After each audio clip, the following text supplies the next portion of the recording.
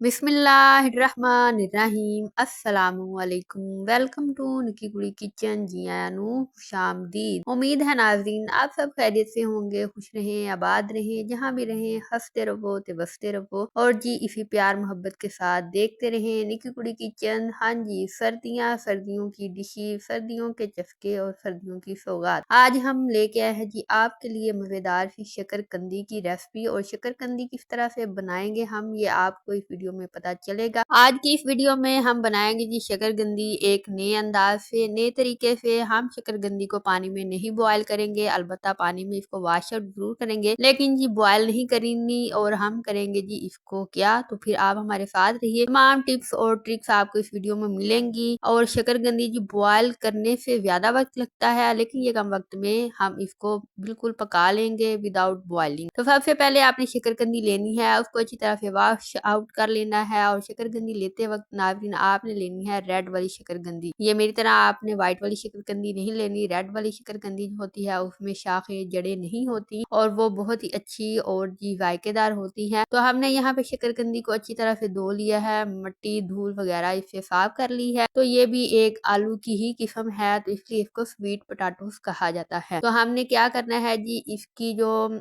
Front और back है वो इस तरह से आपने काट लेनी है। और जी उसके बाद ये आप लोगों के लिए आसानी होगी, जब आप इसको बॉयल करेंगे तो फिर बाद में आपको इसको काटना नहीं पड़ेगा। तो हमने जी यहाँ पे इसको बॉयल नहीं करना और यहाँ पे हमने इसके फ्रंट और बैक को काट लिया है। अच्छी तरह से साफ सुथरी शकरकंदी करने के बाद आपने लेनी है एक कढ़ाई, बर्तन, पतीला, जो भी आपको अवेल है। वहां पे जी आपने क्या करना है, हल्का सा एक कटोरी पानी ऐड कर देना है। फिर उसी कटोरी को, या आपके पास स्टैंड है तो उसको आपने उल्टा करके रख दीजिएगा। और साथ में आप घर में पड़ी हुई प्लेट, या जी आपको बेकिंग का जो स्टैंड मिलता है आप वो भी इसमें रख सकते हैं पतीले में। तो यही समझे कि आज हम शकरकंदी को बेक करने वाले हैं। तो हमने शकरकंदी एक प्लेट में रखी और इसको अच्छी तरह बैलेंस करने के बाद हमने इसको ऊपर रख दिया है जी तवा, ताकि इसकी कहीं से भी हवा ना निकले। और यहाँ पे जी पूरे 15 मिनट के बाद आपने तवे को उतारना है, या आपने जो ढक्कन देना है या कोई प्लेट देनी है तो अच्छी तरह से आपने चेक कर लिया। यहाँ पे पूरे 15 मिनट के बाद हमने शकरकंदी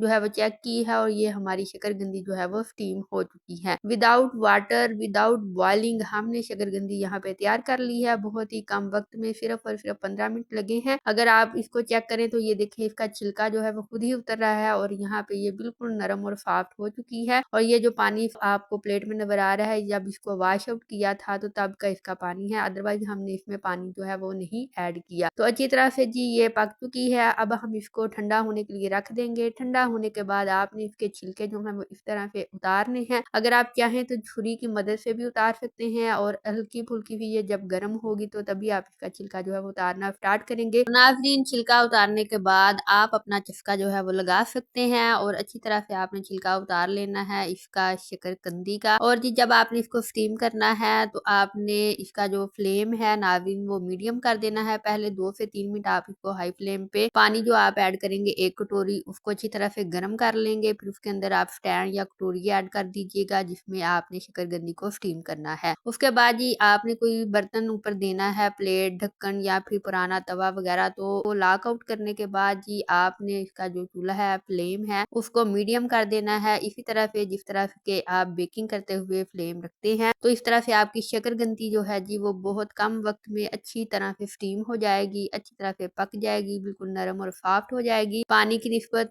बहुत पुराना तरीका है जी पानी में शकरकंदी को बॉयल करने का। अब जी आ गया है नया वक्त, नए दौर के नए तकावे। तो आप भी शकरकंदी का ये तरीका जरूर अपनाइएगा, इसको स्टीम कीजिएगा। अगर आपको मजा ना आया तो फिर जी आप इसमें खट्टा इमली वाला पानी ऐड कर दीजिएगा, फिर तो आपको मजा आ ही जाएगा। तो हाँ जी नाज़रीन, आई होप आपको आज की रेसिपी पसंद आई होगी, आपने खूब इंजॉय किया होगा। अगर आपको आज की रेसिपी पसंद आई है और आप चैनल पे नए हैं, फर्स्ट टाइम आए हैं और अभी तक चैनल को सब्सक्राइब नहीं किया तो प्लीज चैनल को सब्सक्राइब कर दीजिएगा, बेल आइकन को प्रेस करना मत भूलिएगा। अगर आपको वीडियो पसंद आई है तो एक लाइक जरूर कर दीजिएगा, और अगर आपकी कोई सजेशन है तो प्लीज एक प्यारा सा कमेंट करके अपनी सजेशन दे दीजिएगा। इसके अलावा जी शकरकंदी हमारी जो है वो कट चुकी है, हमने इसको क्यूब्स की शक्ल में काट लिया है। तो इस तरह से आपने नोटिस किया नाज़रीन कि इस शकरकंदी में जड़ें जो हैं, शाखें वो बहुत कम है। हाँ जी, क्योंकि जब आप मोटी वाली शकरकंदी तगड़े वाली लेते हैं तो उसमें शाखें नहीं होती। हाँ जी, तो वो शाखों के बगैर होती है जो मोटी वाली शकरकंदी होती है, और जो रेड वाली होती है उसमें भी शाखें नहीं होती। इसके अलावा अगर जो आप बारीक वाली शकरकंदी लेते हैं छोटी नुमा, तो उसमें शाखें ज्यादा होती हैं, जड़ें ज्यादा होती हैं, ज्यादा रेशे होते हैं, फिर वो खाने में मसला करती है, फिर उसका टेस्ट और जायका भी नहीं होता। तो ये वाली शकरकंदी जो है जी काफी मीठी है। और अब हम इसको थोड़ा सा खट्टा करते हैं। हमने ले लिए हैं 2 लेमन अच्छे वाले। तो आजकल लेमन भी बड़े रस भरे हैं, तो वो भी आपको आसानी से मिल जाते हैं, लेकिन महंगे मिलते हैं। तो हमने शकरकंदी के ऊपर जी लेमन जो है वो ऐड कर दी है अच्छी तरह से इसको खट्टा बनाने के लिए। इसके अलावा नाज़रीन, अगर आप शकरकंदी को इमली के साथ, इमली की चटनी के साथ इस्तेमाल करना चाहते हैं, खाना चाहते हैं, तो उसकी रेसिपी भी निकी कुड़ी के किचन पे मौजूद है कि इमली की खट्टी मीठी चटनी किस तरह से बनाते हैं। और